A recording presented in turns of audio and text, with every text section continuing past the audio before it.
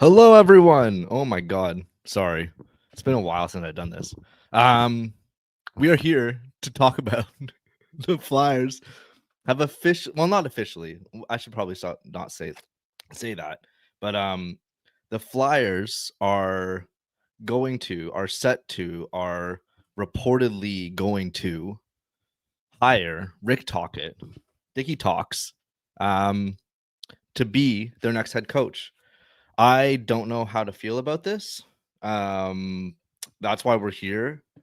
It's obviously been a possibility for a while.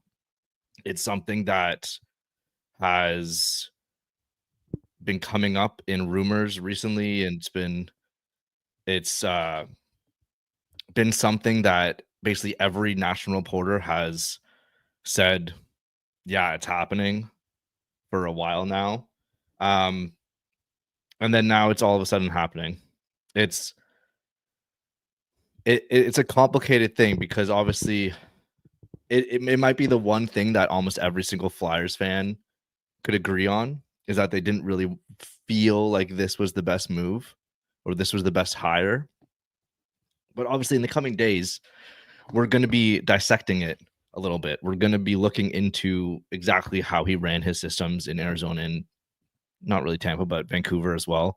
And see even if the fit is right. Obviously, Danny Briere and Keith Jones thinks it's right, thinks that this is the person to take this team to the next level after John Tortorella kind of established his own rules and foundation. And now we're going to be I'm frozen on my side. Now we're going to be really discovering if it's even like if it's something that we can be all right with. I need another person to tell me how to feel about this because it's something that's just like obviously he didn't have good tenure in Arizona. That was a big old shit show that it just like the whole team was a mess. So, and of course, everyone's saying that, like, of course, the hockey people will only be thinking about like, oh, like Arizona, he had to deal with so much. He squeezed so much out of that team to be at least a little bit competitive. Like, obviously, they made the playoffs one time, but it was, I think, in 11th. They were 11th, and they made the pandemic playoffs. So it was not a good sit. Sorry, Pierre LeBrun just tweeted. We're live in action. Pierre LeBrun just tweeted. Let me just pull it up on my little phone here. I'm waiting for someone else to join the call because it's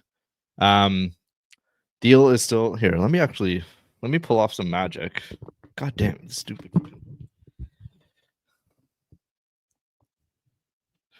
Pierre LeBrun. Oh my god. I'm a mess. How is everyone like I want to hear everyone's opinion that's in this chat right now. Give a good old thumbs up. Like the video also. Why is he tweeting about Matt Kachuk? What the fuck is going on? Okay, whatever. I was gonna pull it up, and now I can't for some reason. Man. So yeah, give me a good old thumbs up. Like the video if you feel some way about this. Oh my god. Okay, one sec. Let me share my screen because I'm really trying to do this. There we go. God, that's terrible.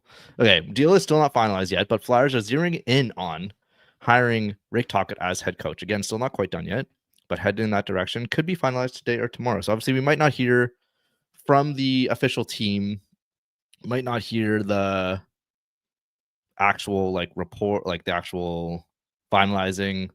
We have hired, press conference to come, blah blah blah. Might not hear that until later today or tomorrow, like Pierre said. But it's just yeah, like it's happening. It's gonna happen. So it just feels like, oh my god, my head is so fucking big. It just feels like a an inevitability at this point, obviously. Yeah. So as reported also by, I'm trying to keep up, but obviously being online is, and here is not great. Yeah.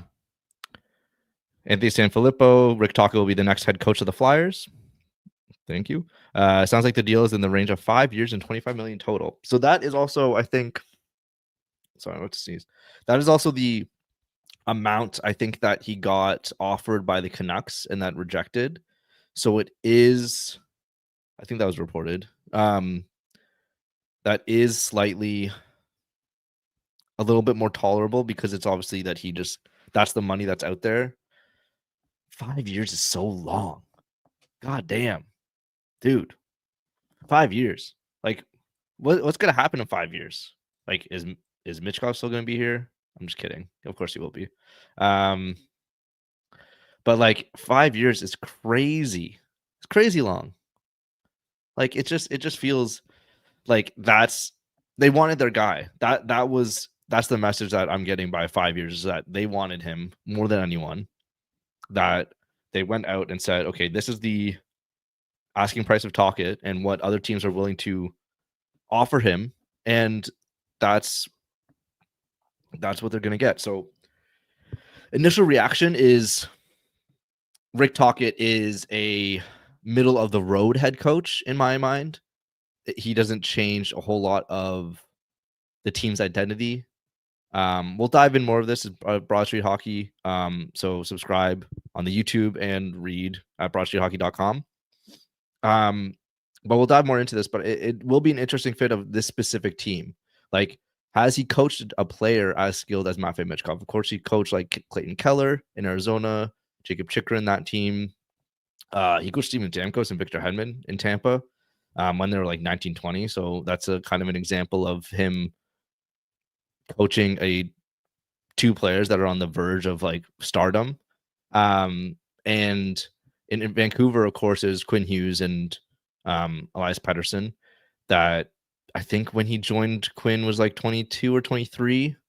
Oh, here's Kyle to rescue me from my madness. Perfect. Hello. Hi, how's it going? Can you hear me okay? Yeah, you're all good. All right, great. Initial reaction right now. I've just been rambling about like how if this.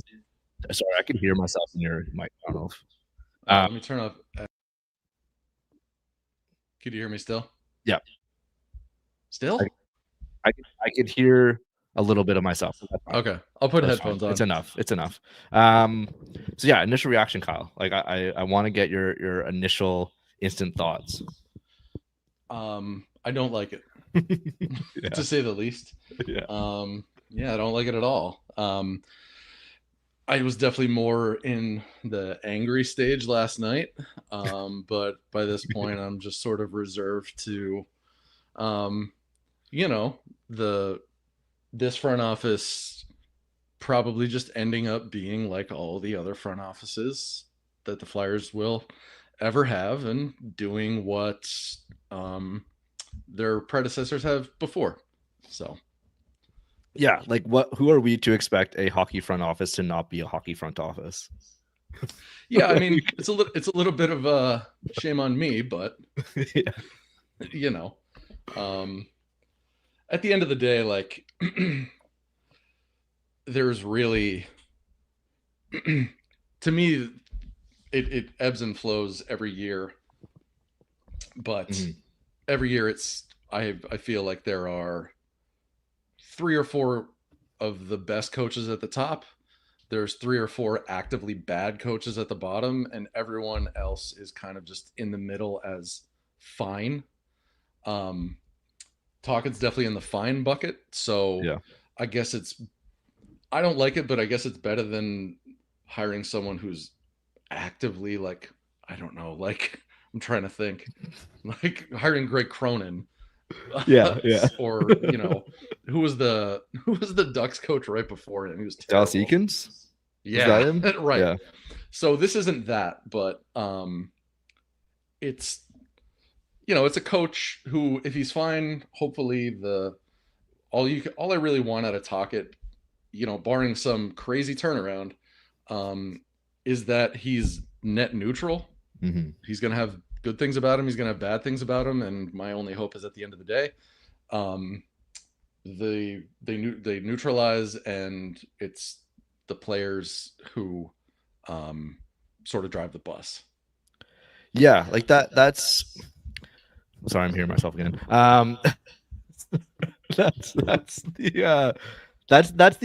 the goal for all this, really. Is like, I think a team to kind of get out of the player's way, it makes more sense in that scenario. Like if you have all these skilled players, Torts was getting in their way of being at their best, playing Michkov the appropriate amount of minutes, partnering Michkov with a decent center, which hopefully that comes soon. But honestly, the most interesting thing for me about Tocchet is what happens next. Like, this only raises, I think, more questions than really tells us answers.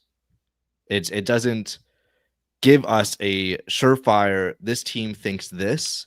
It is now giving us just more questions of what is the direction of this team now, since Tocchet feels more like a win now coach. But the question also is Tocchet now willing to go through a rebuild? Is a 61-year-old coach willing to put his neck on the line and say, I'm still going to be working with these young players and doing this and working towards this team becoming a consistent playoff contender in a couple of years, not right now?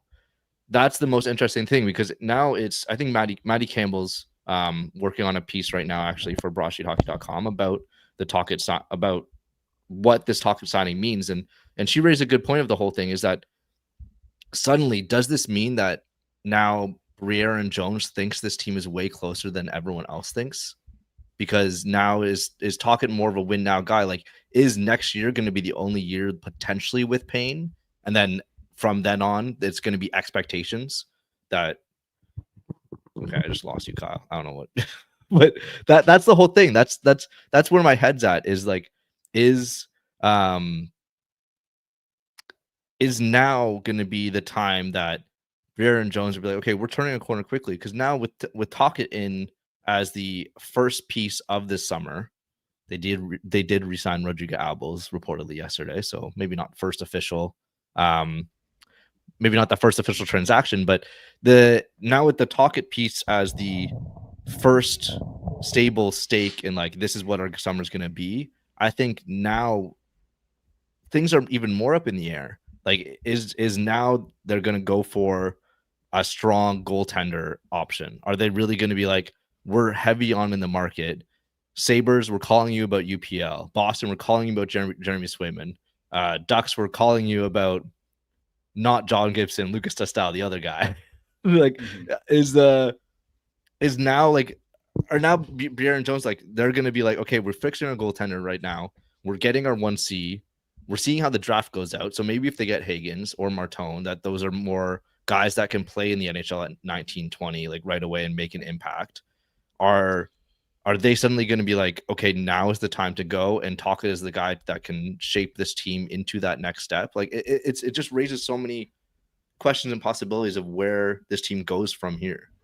I mean, I think I'll say this. I think the fact that Tocchet is here probably does mean this team wants to be stepping on the gas pedal basically now. Yeah. And I'm cool with that. Like, that is fine with me. If you might die tomorrow. If that's a byproduct of getting Tocchet, like, sure, fine. But I mean, I think, as far as I'll tell you something you just mentioned about the draft picks that someone was talking about. I saw someone mention last night, which would just be horrible. Brady Martin. Oh God! Plays for the Sioux Greyhounds. You know who Rick Tocchet played for in the OHL? Sioux Greyhounds. So, yeah. But I was like, listen, if we are getting to a point where we are picking a player with a top 10 pick based on where the coach went to to play juniors, like we just shut it down now. Yeah. So I mean, they might pick Jake O'Brien because they know Jay McKee I coaching. wonder, It's like, not the same level of yeah, like this guy played here, but I it's wonder like if it's again knowing the player. my curiosity now would be, I wonder if, like, do you think there's any potential for Jay McKee to be an assistant? Yeah. Yeah, That was going to be the next point I was going to bring. Like yeah, now, it's going to be interesting where the assistants go. Like yeah, Bradshaw is obviously top of mind. yeah, I think he's the top question mark of this whole thing. Is if like I don't mind hiring Rick Tocchet if it means Bradshaw is going to stay. If Bradshaw was like, if you're hiring Pat Firstweiler, a guy that's never been in this league as a head coach, and was an assistant for a sliver of the amount of times I've been an assistant, then I'm leaving. I'm going to another org that values me more. If that was an option, or if like you're bringing Jay Woodcroft, I think Woodcroft would be the only one where it's like a mix of both, where he was a head coach, so you could pull rank of be like, well, he was a head coach for Connor McDavid. yeah. But anyways, I think if you're bringing in Tocchet, I am not panicking yet. But if Bradshaw is on the way out because of this, Yeah. then I'm full on panic mode. And if suddenly like Sergei Gonchar is the defense coach, like he was fine in Pittsburgh. He worked his magic with like Trevor Daley and Ron Hainsey and whatever. But That like was 20 years ago. exactly that, and the Vancouver defense was terrible. Like, so I mean, yeah, as far as assistants go, like, I mean, we don't have an official contract yet, but we did see someone say that it's probably around 5 times 5, which is a lot. But at the end of the yeah. day, I don't care. I don't care if they give him 10 million a year, because it doesn't matter. It doesn't affect our cap. Go ahead. I give him 20 million a year for all I care. The one thing I will say is, if I don't know Bradshaw, obviously he seems like a really nice dude. Um, and I have to imagine, I think if Tocchet comes in and Tocchet says he's cool with keeping Shaw, I think Shaw would probably be open to it. But at the same time, I wonder, we all knew what Torts's contract was. We don't really know what the assistants' contracts were. So put it this way, if Shaw was a free agent at the end of this contract, or he's due a raise or a re-up, like, if I'm him, I'm saying, you gave $5 million to Tocchet, like, Yeah. I'll stay here. I don't have to, but like, you better throw me some money to stay here. So but yeah, like, the one thing, I'm not going to pretend I've watched Rick Tocchet's coaching career extremely closely because of the teams that he coached. But from everything I hear, doesn't seem like a very tactical X's and O's guy. And so my hope is, I'll be able to hold my nose a little bit easier if we find out that his 2 or 3 assistant coaches are like excellent tactical X's and O's guys, and Tocchet's just all the guys respect him because he played in the league and he's friends with the Barstool guys and he's on TNT, and he's got the most PIMs in organization history. But Yeah. they better sidle him with some good tactical coaches. But I mean, maybe $5 million is what it took to say, okay, Rick, we'll give you 4, and but we want you to keep, we're picking your assistants. If it was something where he's like, if you give me 5, you could pick the assistants, and if that's the case, fine, whatever. Like, again, Yeah. I pay him 20, I don't care. Yeah, like it's gonna be an interesting thing, because I think I've heard before that assistants don't normally go like over $1 million. Like it's in the high 6 figures, but that's like where it is. So maybe if you make Shaw the most, like he's also probably the most like tenured assistant in the league by now. Like those Islanders, Blues, like just give him a bunch of money. Yeah. But it's now it's going to be really interesting, because what you said there, if Tocchet is the guy that is just the connections and kind of the vibes guy, I honestly see it kind of like a Rod Brindamore, Carolina, kind of like structure. like they brought in Tim Gleason, like worked his way up from as soon as he retired, he basically joined the Kings like coaching staff, or like I think he Charlotte first and then worked his way up. But he's their defense coach now, which has worked wonders. Oh fuck, who else is on their bench? One guy who's been there forever, who actually wrote about on Carolina. Carolina. On Carolina, sorry. I'll pull it up right now. There's just I think his name is Jeff Daniels. No. Yeah, I know. I wrote about him as like an underrated like option for the Flyers a while ago. You've got Jeff Daniels and Tim Gleason. Yeah, Jeff Daniels has been in with the Oregon like 20 years, so he's like the mainstay guy. And if he's like the Bradshaw type of like, I'm going to be staying here throughout tenders. But anyways, I'm getting off track. But like, if you get Rod Brindamore is like the total like motivator, player personality, like I want players to run through brick walls for me guy. And if talking can even be just half of that, and then have guys that will lay the foundation of like, here's the drills we're running, here's the power play that we got, then I think it's set up well. Like because also all of this is like overshadowed by this whole past season, and past multiple seasons have been overshadowed by Flyers have been shit on the power play and have had shit goaltending. If Tucker could solve one of those, like just by who he hires and how he runs the team, then like this team's suddenly a playoff team, and and then we're talking about a decent hire that maybe isn't the most forward thinking or progressive, but it's just someone that like he's here and he's able to motivate. Sure. Yeah. But yeah, it's also like I'm partially coping because it's not the most exciting. Yeah. But yeah. I mean, for me, the big thing is like, again, like, sure, Tocchet is, for me, Tocchet's just not, he's like probably, if I had to rank all the coaches that I thought were available in a realistic way, he's probably like at the top of the bad, like not interested tier for me. Mm-hmm. Like, he's not, he's not someone who I would like be outright like really mad about, like Quenneville. But he's just sort of like I would prefer so many other guys above him. And so it is what it is at this point. It seems.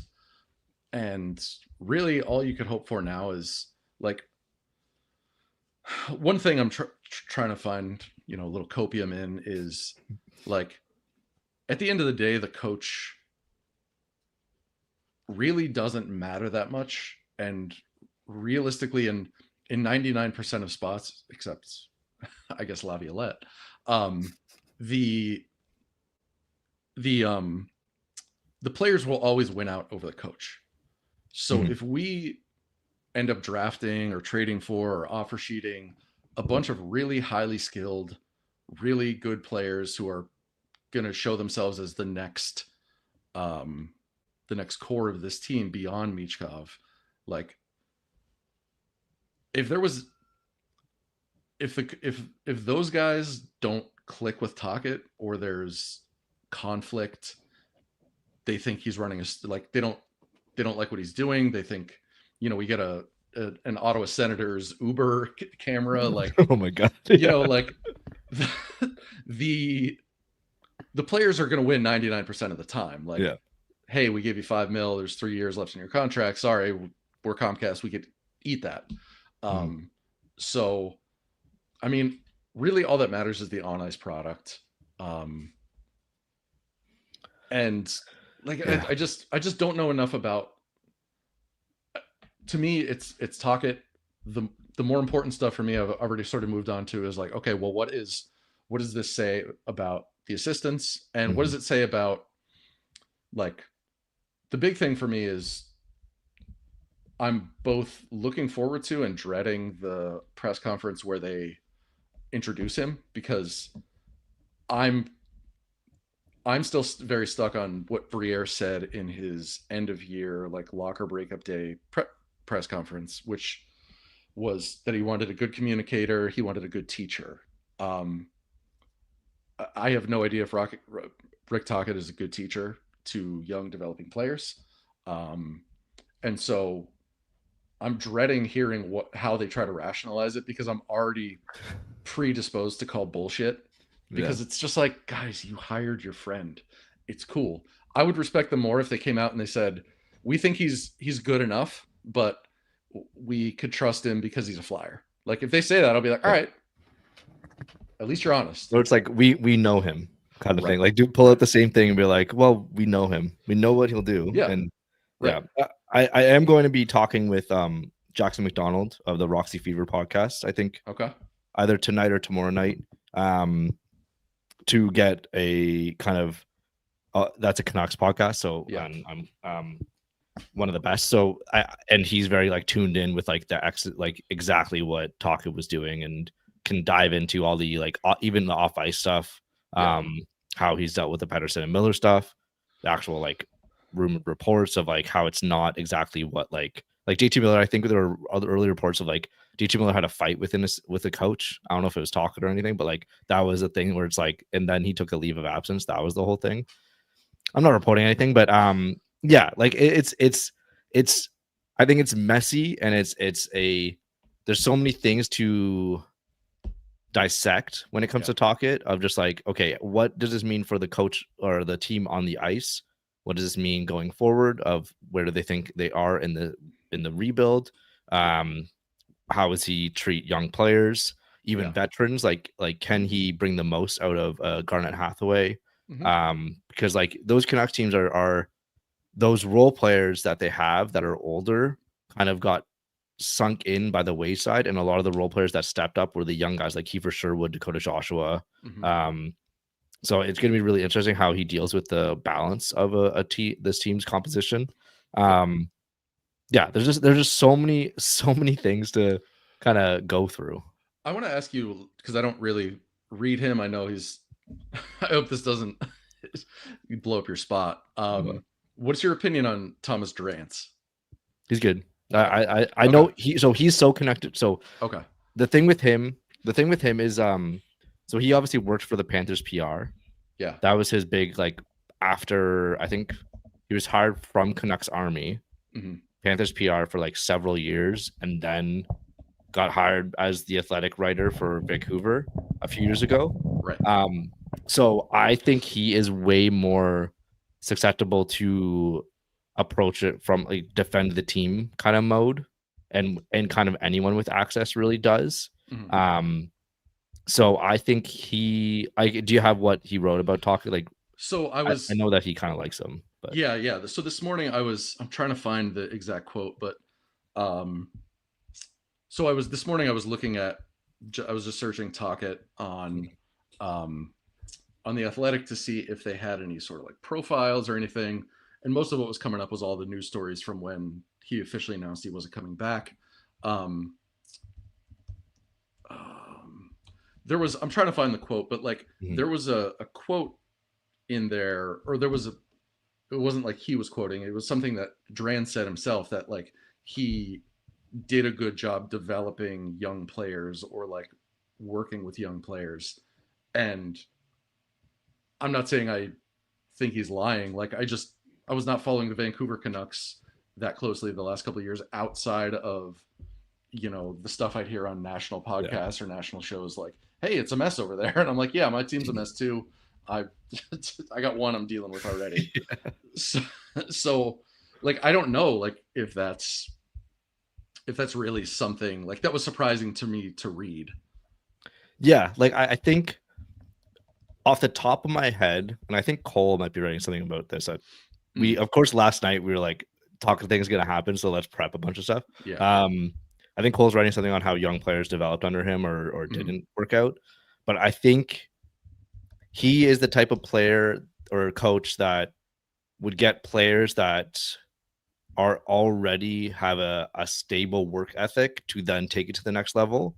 Then I think not to reach into the trench of like, this player doesn't do everything I want to do on the ice, like at all. So I'm going to like bring him up to my level and motivate him to do that. I think if a player's already kind of working enough, he could bring it out to there. So like immediately my mind is like Tyson Forrester is going to probably play a very important role under a Tocchet team. Yeah. Noah Cates probably will love Noah Cates. Even Bobby Brink to some point, like could Bobby Brink be a Connor Garland? Maybe, but like, so like it's I think there's a track record of young players under Tocchet succeeding.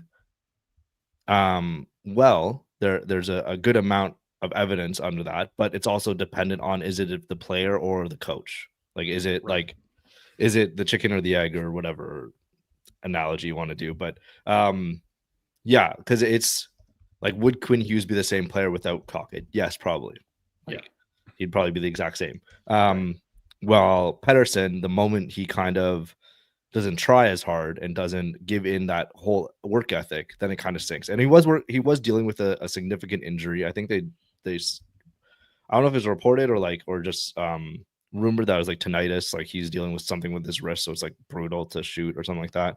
Um, anyways, there's enough evidence of like to not be completely worried about him with Yeah. young players, and it's not like you're getting like a Ken Hitchcock or like someone who will just like kill your players. But Yeah, I yeah. mean, it's the only thing I could really decipher about Tocchet as far as like players he doesn't jive with is it just seems like Pedersen, and it seems like the disconnect between him and Pedersen is like a work ethic or conditioning, um kind of like he's not he doesn't have the compete kind of thing that Tocchet wants. And I mean, that's who Tocchet was. Like, I get it.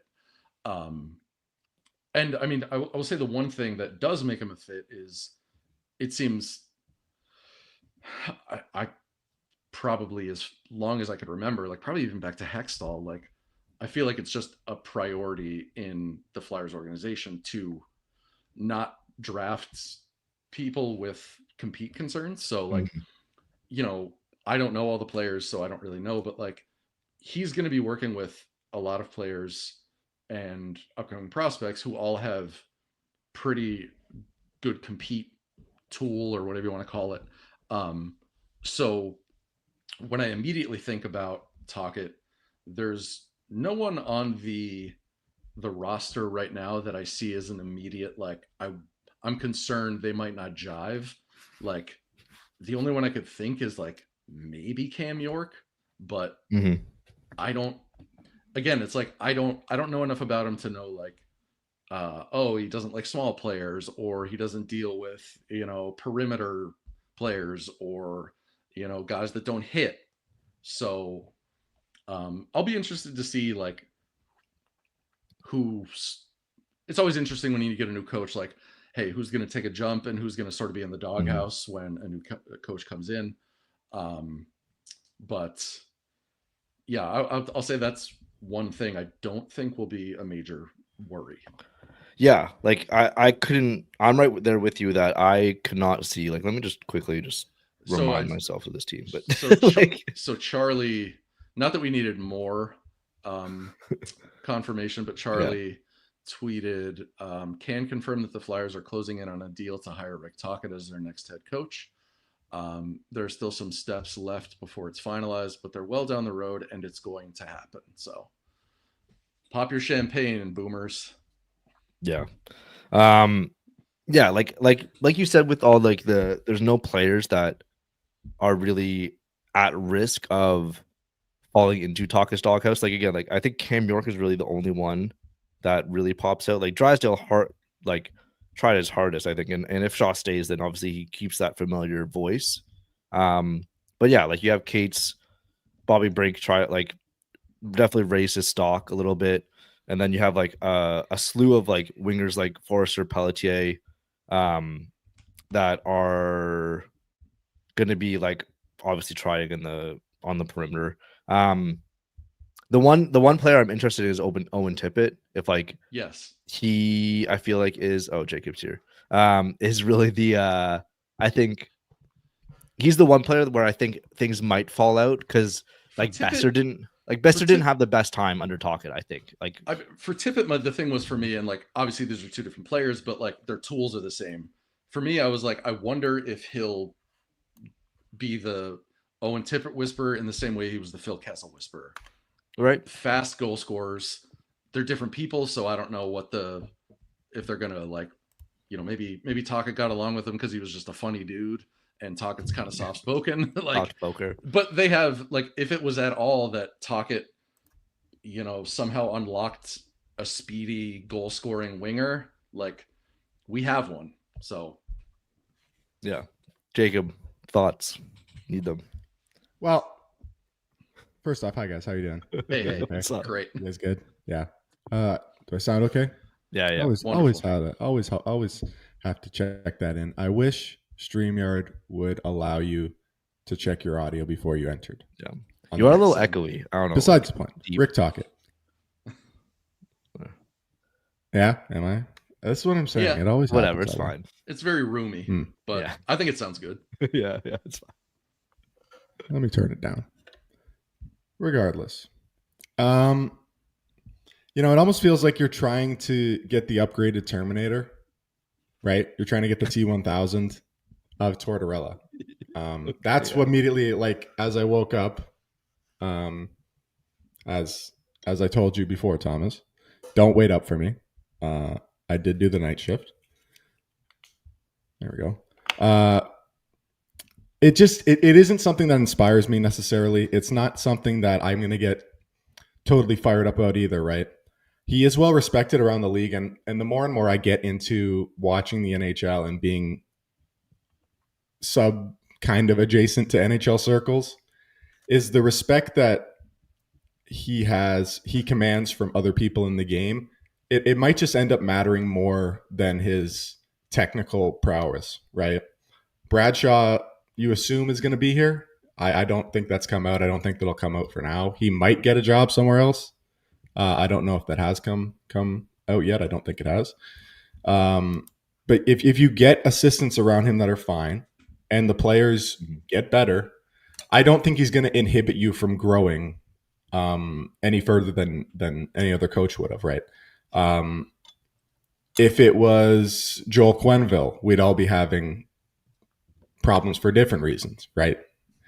If Hackstall came back, like, there are worse options here that are not infeasible that could have happened, right? So I want to be, part of me wants to be mad about it because it is another Flyer guy. I think 90% of my life has been coached by other Flyer guys. And it does get annoying. But at the end of the day, I don't think he's a horrible coach. I don't think he's an idiot. He seems like a pretty, a decent enough guy. And as long as he gets along with the players in somewhat of a better way, maybe it is better for them that a guy like Tocchet comes in after Torts that isn't the exact opposite of Tortorella and sort of lets them run wild, lets them go loose, right? Immediately. Maybe that's good that you have a bit more of a guy who is subdued and is going to keep things in a similar vein as Tortorella did, at least in the accountability sort of way. Like, if you are stray outside of his boundaries, there will be some accountability. Maybe that is ultimately good. I'm trying to talk myself into it, really. But at the end of the day, I would have enjoyed Mike Sullivan more. That was the guy I wanted, obviously, but I just felt like it wasn't logical given where he coached his whole career, right? I don't think he would have done that, regardless. But yeah, it's fine. It's fine. A lot of that is just to say that it's fine at the end of the day. I don't know what it'll be like until they start playing. Yeah. I don't know what it'll be like for another 3 years from now when they're actually a really good hockey team, hopefully 2 years from now. Is he even going to be there? Is he going to last that long? Because if he doesn't last that long, it does feel quite stupid to get him to not be good. It does feel like we're doing the exact same thing again. And that is where I would have a problem with it if I was. Yeah. This kind of reeks of, like, not to put it in the same bag, but a Fletcher hiring Torts was the move of, like, let me squeeze as much out of this roster. Obviously, they'll explain themselves in the upcoming press conference. Probably it'll be tomorrow or Friday or something.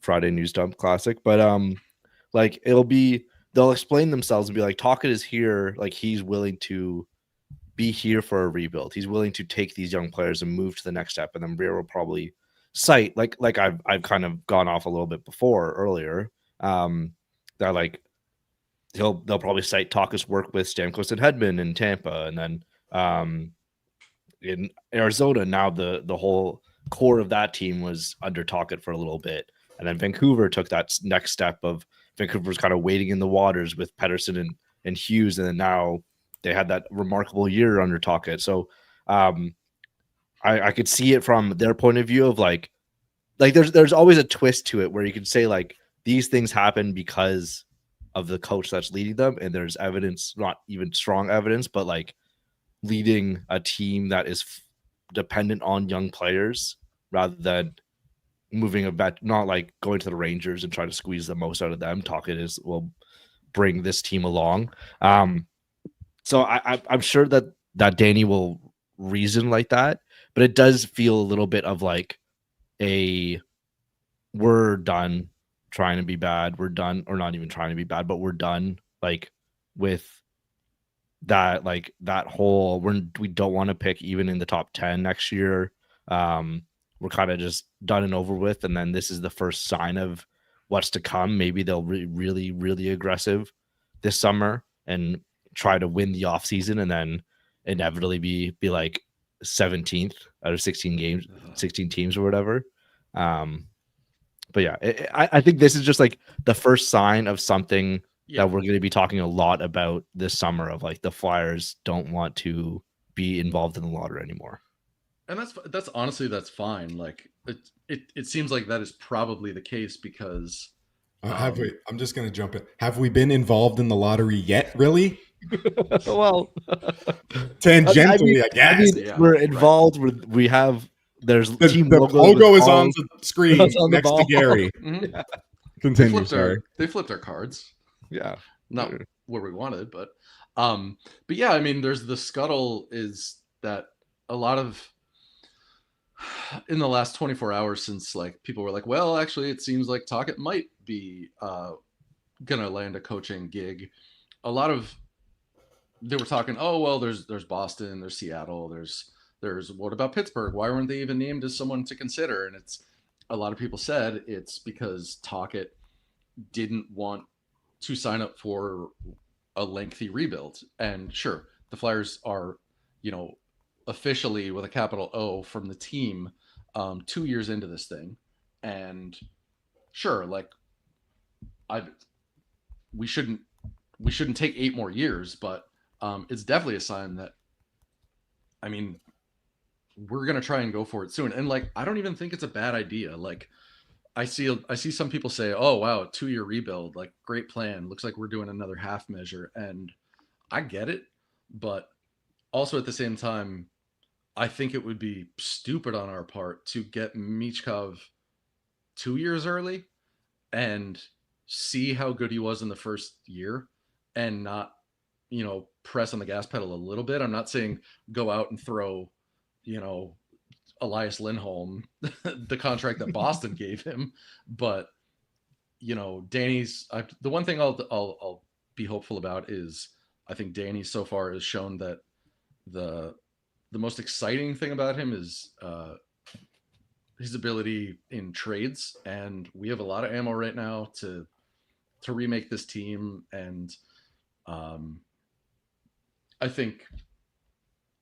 Listen.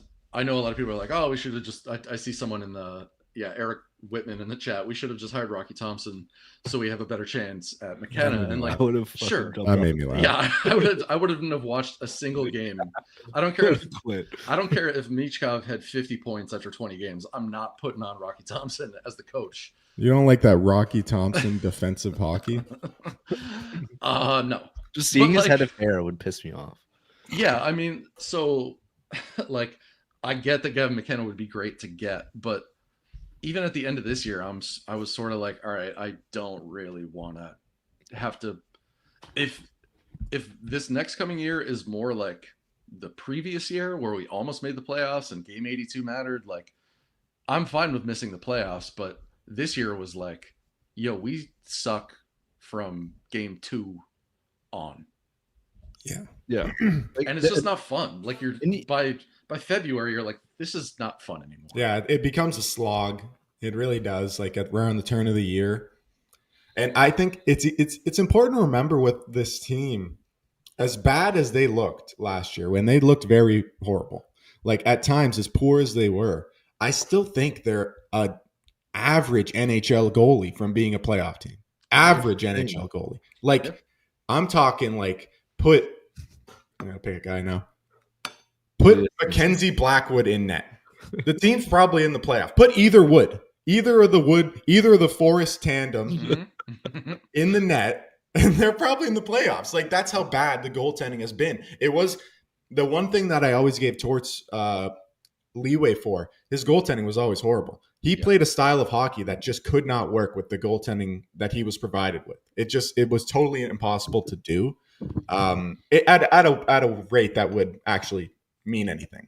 Yeah, and and that's the thing with coaches too. Is like Flyers played a certain way because of probably the talent that they had in between the pipes. They played a super like and on forward, I'd say too. Yeah, like and it was a certain way that like good coach. Like I find it hard to take apples to apples of like this coach coaches this way, so he's going to coach this way with this team. Good coaches that have gotten 4 jobs in the NHL like have certain tendencies, of course. Like Torts, like Tort style hockey, it's kind of suffocating a little bit, and then kind of is built on skating a lot. But like that, the talent still overrides a whole lot of stylistic and tactical like systems that I think the way that Tocchet coached in Vancouver, and I'll get more into it with Jackson, hopefully, and maybe some other Vancouver people I'll be talking to. Of just like the way that Tocchet coached, like was probably just because he had Quinn Hughes on his team. Like literally, like there's a if you look at the heat map of, I'm probably gonna be writing about this later, but if you look at the heat map of like where Vancouver shot the puck from, it is like overwhelmingly from the point is that they attempted. And it's like, yeah, because Quinn Hughes played half the game and he was shooting like a madman back there. So you can't really take like, oh yeah, is Cam York going to be shooting a lot? No. Like so it's just like I don't think we could take exactly what the style that he had in Vancouver and even Arizona and just like put it in, that's going to be how he coaches the Flyers. So I think we're still in like wait and see mode for very specifics. But I think now it's more focused on just like, this is clearly a coach that is 61. So he's not like really signing up for a rebuild. This might be his last job, like significant job in the NHL. Oh, he's going up to the front office after this. I guess, he will take up the post of like Bob Kelly or something. Yeah, I mean, I do say that, and then Lou Lamoriello is like seen in Buffalo. Lou. So I was reading something. Lou like hangs around at the Islanders arena, and the ownership wants to make him like an advisor to the owner. That's so funny. So he actually declined to talk to Buffalo. Oh, so imagine being declined by Lou Lamoriello at 92 years old. That's in person. That's bad. In person. It could always get worse. You could be the Sabres. Yeah, exactly. That's the situation. Did you guys see that picture of Lou walking through the Buffalo airport? He looked like Bigfoot. Did it? He looked like a found. He shouldn't be on planes. I'm trying to find planes. Yeah. I'm trying to find if Dreger said something. Oh yeah, Lou was spotted at the airport. Apparently he was just there to renew his Nexus card. That's really funny. That is what he would be doing. He should be doing that. Yeah, you're just taking renewing his. Go to the Social Security office if they still exist. Yeah. Passport office. Oh my god. Passport office in a strip mall. I feel like Lou would have been a good. When I saw that, I was like, oh, the Buffalo wants like a experienced advisor for Kevin Adams. I was like, Lou's fine to be his right hand man and like show him how it's done. Like, if that's all he's going to be, like, I wouldn't ask him for his opinion on players. That's what he did in Toronto. Like, yeah, he was just like right. Yeah, like all in Toronto, he's just like Brendan Shanahan's and Dubas's like little babysitter, basically. Like, don't fuck this up. Yeah, but yeah. I don't know if we have anything more to say about Tocchet. It's definitely I just have one last thing just to say about Tocchet. The thing that I fear about Tocchet is I don't actually know if he can be a decent head coach if he doesn't have great NHL talent. because Quinn Hughes, like, I don't think Quinn Hughes needed developing. I don't think Quinn Hughes needed anything. I think Quinn Hughes would have been Quinn Hughes. You plop him down pretty much anywhere in the NHL.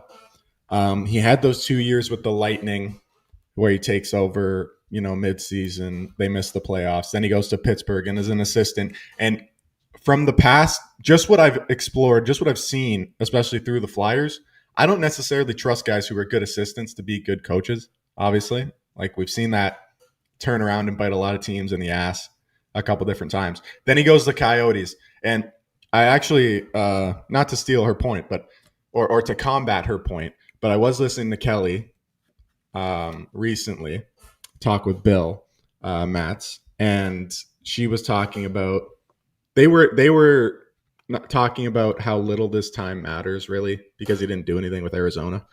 I agree with that sentiment that it doesn't matter, but I think it doesn't matter because that ownership and that like front office was so dysfunctional to the point where I don't think he could have done anything good or bad. It's good that you made the playoffs and were able to pull that Coyotes team there, but I think it's kind of inconclusive what you can really glean from that time because that Marullo and back then with all the arena stuff, this is like the first wave of we should move the Coyotes fervor that's sort of kicked up. And then from there on, it just sort of built and built and built until it was untenable and he was gone.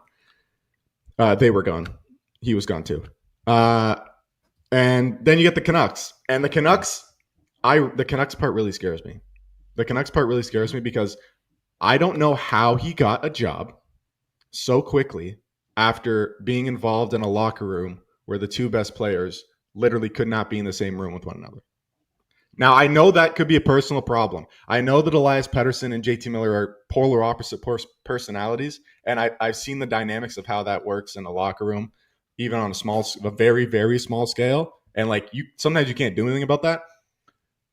But his best two players, arguably, best two of three, whatever, hated each other when he left. And he got a job immediately. Not immediately, but pretty quick. I mean, if he didn't get hired by the Flyers, someone else was going to hire him. I know. And I'm not saying that's kind of my... Yeah, someone was going to hire him. They're like, we don't care. Yeah, that's my sort of quandary with it. I don't view the NHL groupthink to be intelligent on some of these matters. And you're going with it, which sometimes works and sometimes doesn't. Like the Joel Quenneville thing, ultimately, I think it'll probably end up being fine for the Ducks. Do I agree with it? No. But again, somebody was going to get him. It was just, it was about time. They did their mandatory random waiting period of an arbitrary amount of years. Yeah. So the thing is, like, now you're going with, instead of going with a college guy, going with a younger guy, you're going with the consensus pick. I don't know how that's going to work out in this particular scenario. That's all I'm worried about. Not to be bad. I don't think the team will be bad. I'm worried about just being mid. I'm worried about him being a mid creator.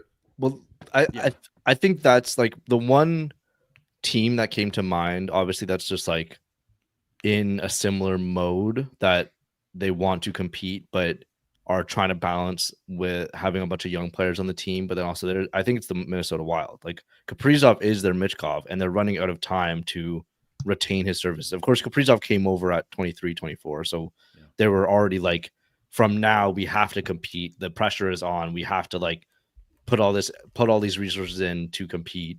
And that's not the Flyers right now. But I think the clock kind of starts right now is with Michkov already. Like Kyle, you were saying earlier, it's like you have Michkov. Like he could score 100 points next year, and we'll be like, yeah, that's what he does. Yep.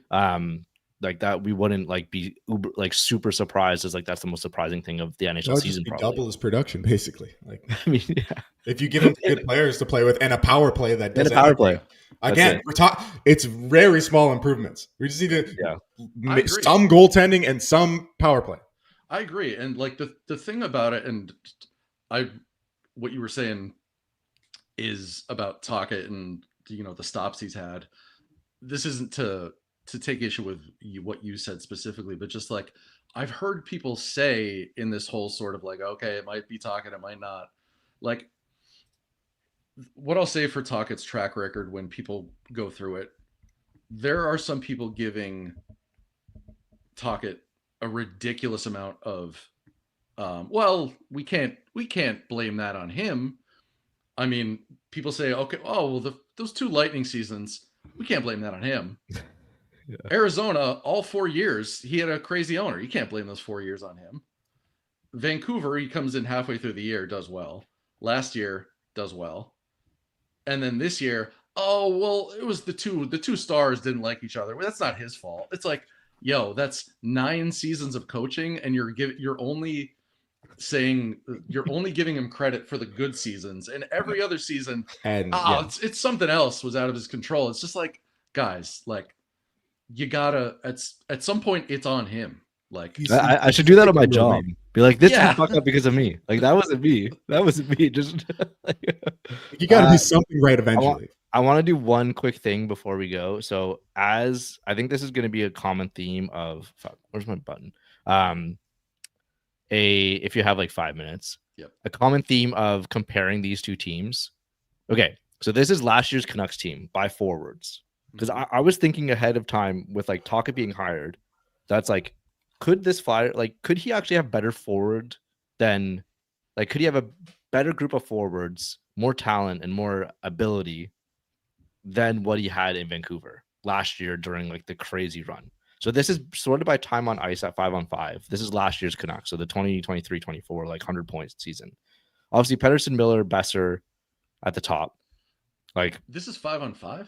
This is 5-on-5. Miller had 103 5-on-5 points. No, the point. Yeah, no. Point. Oh, that's not point. That's not 5-on-5. Okay, I was gonna say that's crazy. No, it's not. A lot of 5-on-5 points. Okay, here you go. There we go. Yeah. Okay. I was gonna say, damn, he should have won the Hart. Yeah, he's really he's totally Gretzky.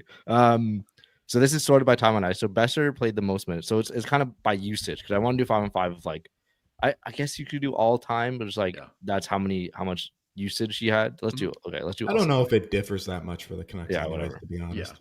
Yeah. Like, so, look, there's clearly a group of good. There's a group of, and then you get players. to Hoglander. You get to Mikheyev. Like, well, that's Mikheyev.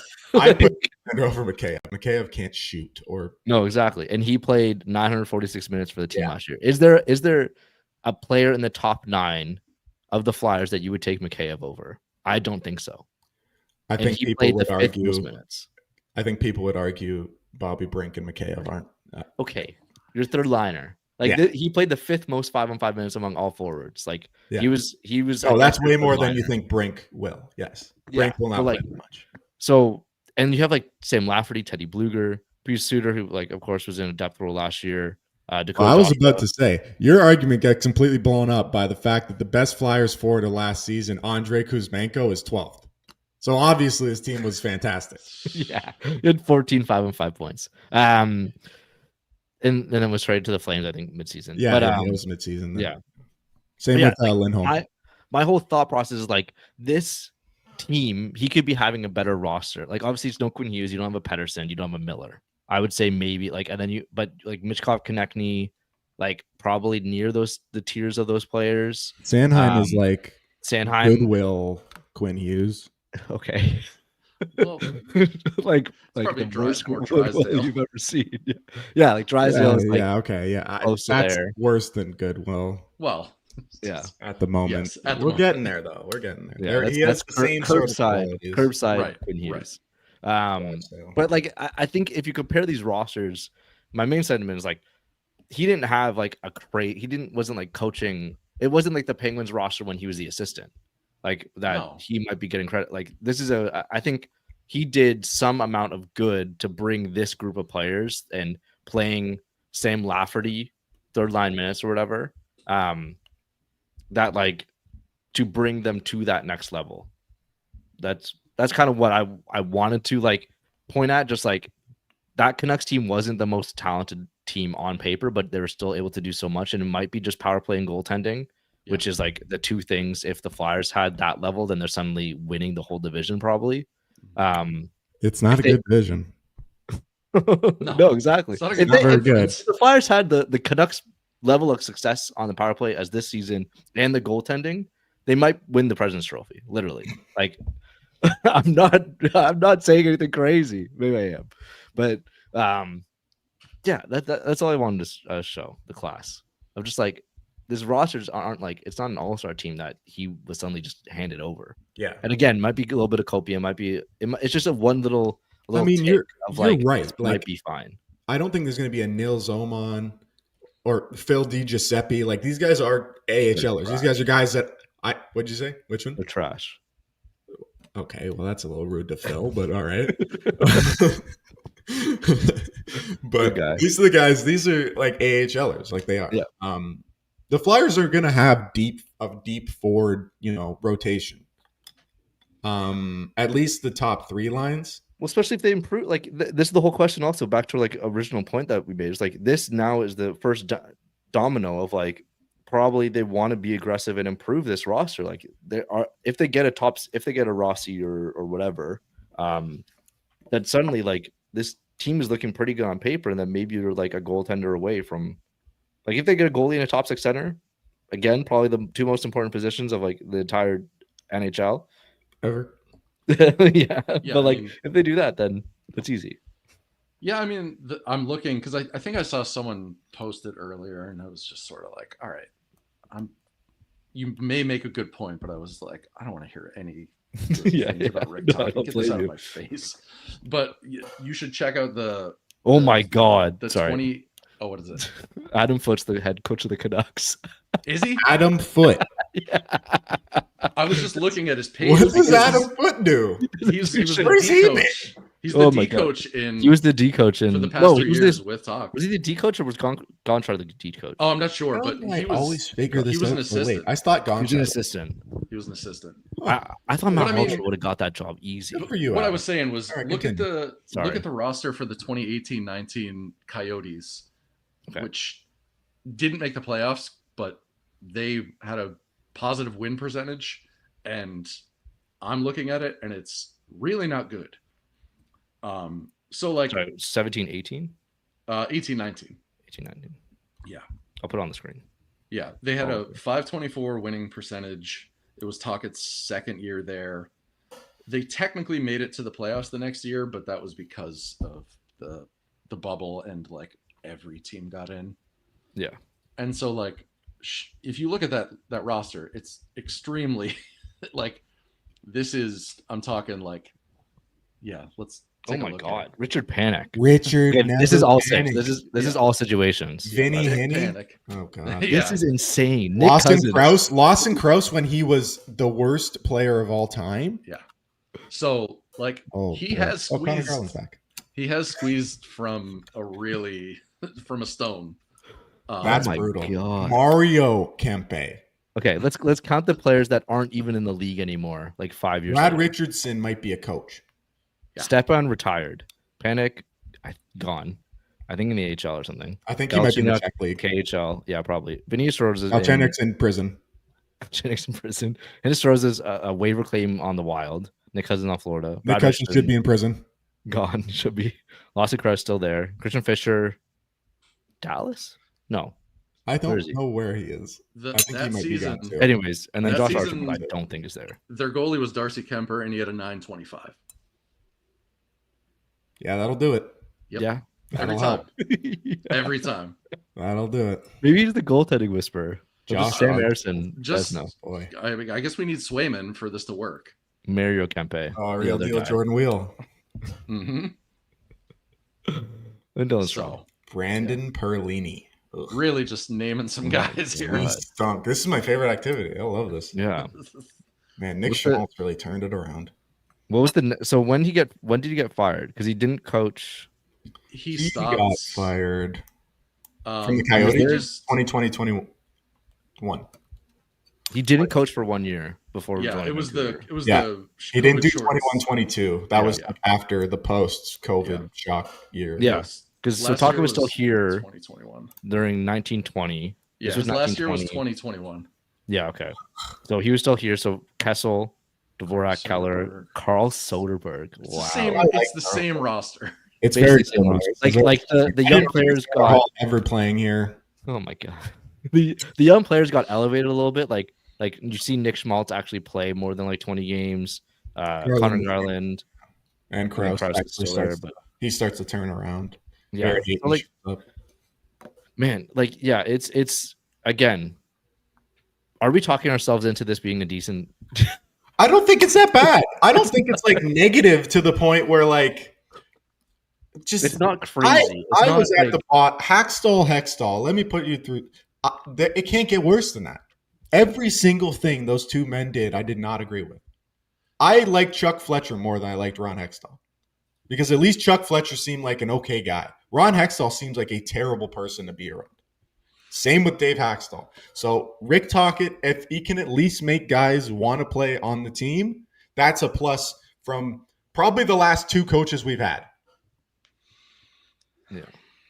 Well, That's man, that's how simple it is. They're not putting like there's 5 guys on the ice. There's 4 guys on the ice when you're shorthanded. There's 6 when you have an empty net.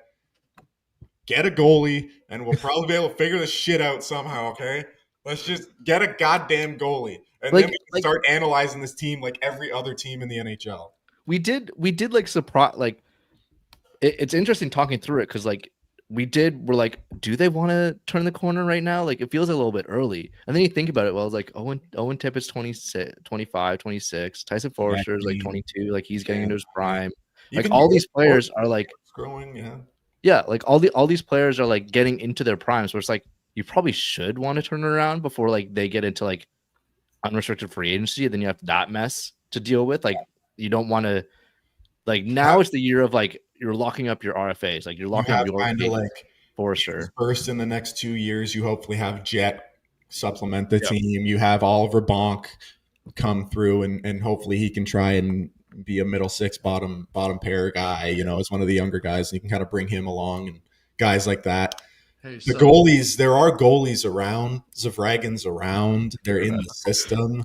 But well, it's the perfect time to also. Sorry, Kyle. That's the second. It's the perfect time to get a goalie that like will be your win now goal, like a win now goalie that's short term, like 3 years, and then you turn it over. Like it's a kind of a right time to do that. Yeah. Sorry. It's just this is the basement of like reporting, but so when Drager, I saw someone posted Jackie Spiegel retweeted the Drager tweet about Adam.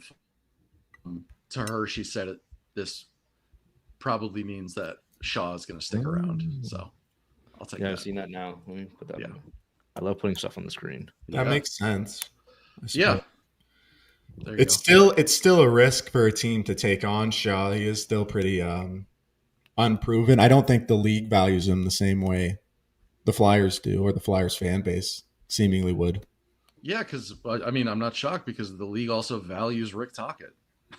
That's what I'm saying. So is Jackie made the connection that Tocchet's not bringing any of his guys over? Like Adam Foote would have been. He would have brought him over. He would have brought him over, and that's the connection. Yeah, I have to have to assume like there is still a little bit of a there is a bit of a separation there. It's not like he just got canned and it's bringing the guys over, right? So I think he probably once he left and went to TV, I think he probably made it clear that like, hey, you guys, if you have any opportunities outside or within the organization, that's probably it. And it's not like Adam Foote is like one of those career assistant, coach guys who just hangs around with from coach to coach and they take him everywhere.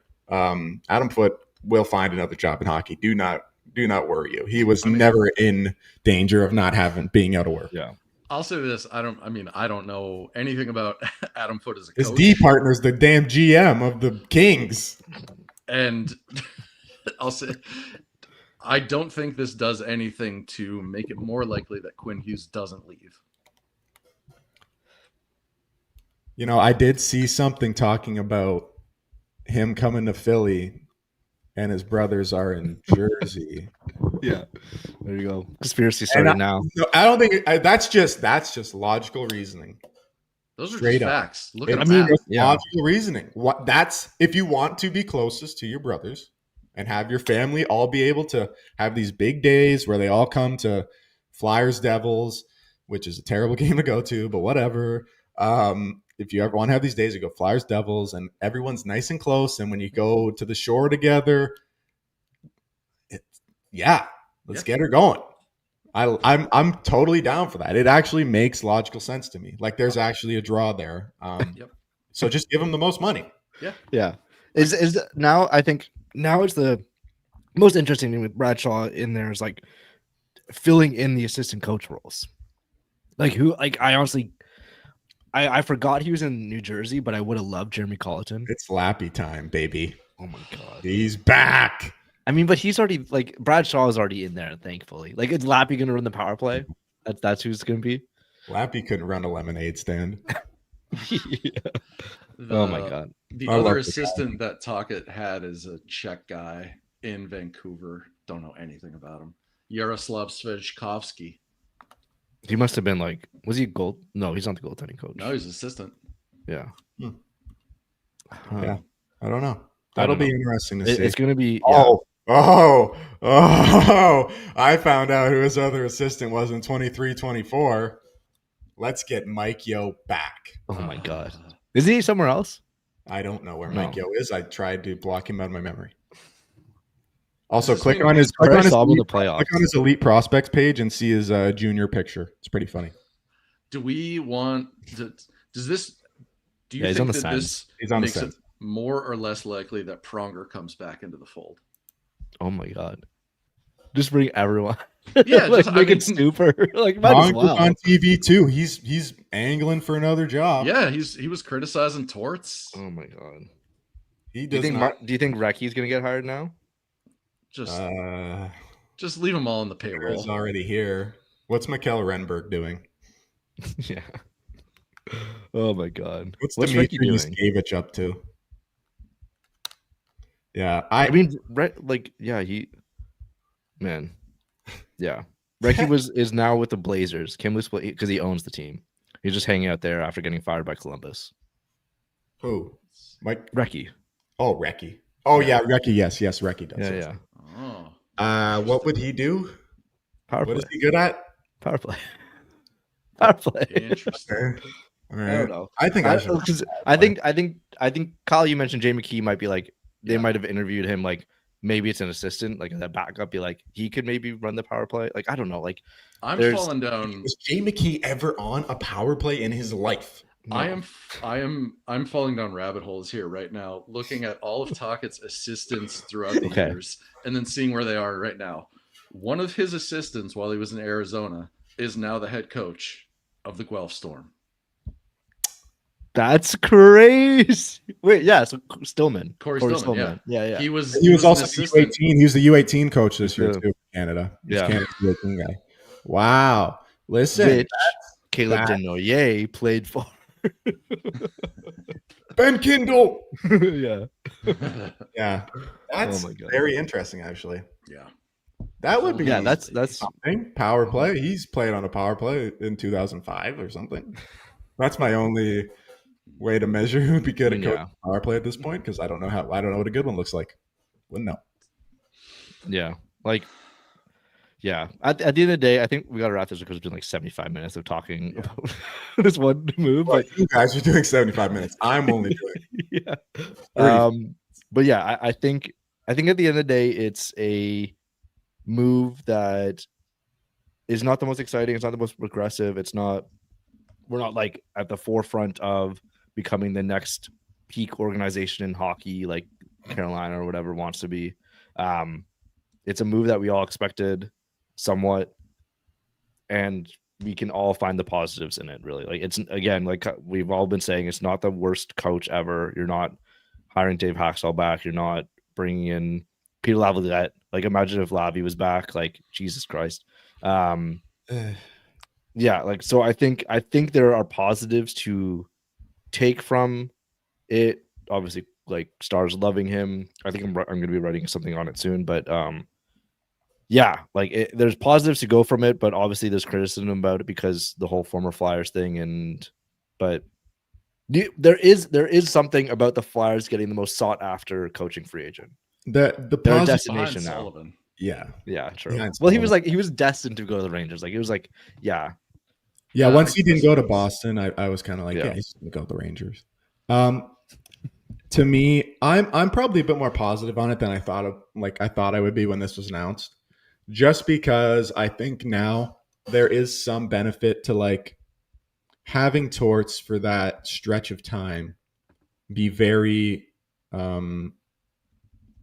just not open with the players, not open with the media, not open with really anybody, kind of have his own sort of internal decision making.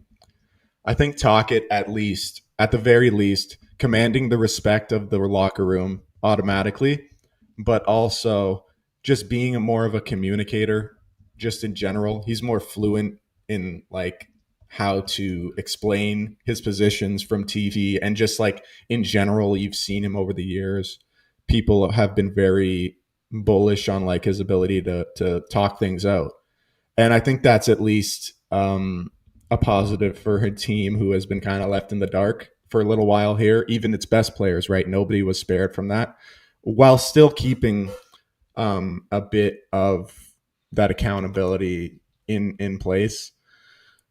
His usage and stuff, I mean, we're gonna have time to complain about that when the season starts, but as it sits right now, I don't think it'll be it'll be a more pleasant experience than Torts, I think, because even with Torts, there still was that we have to give him all good players, because if not, he'll just use Nick Delorier and Garnet Hathaway like 20 minutes a night inexplicably.